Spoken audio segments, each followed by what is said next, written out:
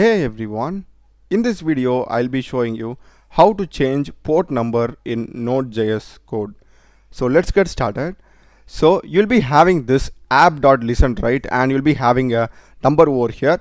So this is going to be the port number on which our server or Node.js code is currently running on. And I'm having here a simple get function. So if I go to my browser and hit this path, so this is going to be the local host path, and this 3000 is the port number, and /get path is this path that we are having over here. So if I just hit it, I'll be getting this hello earth, which is the text I'm having over here.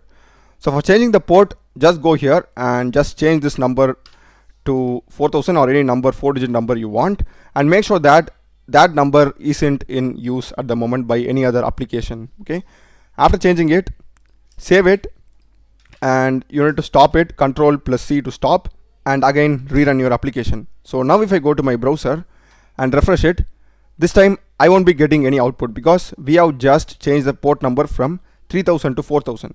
So you must also change here, or in case if you're using Postman, you need to change it there also to 4000, and now we will be getting the output.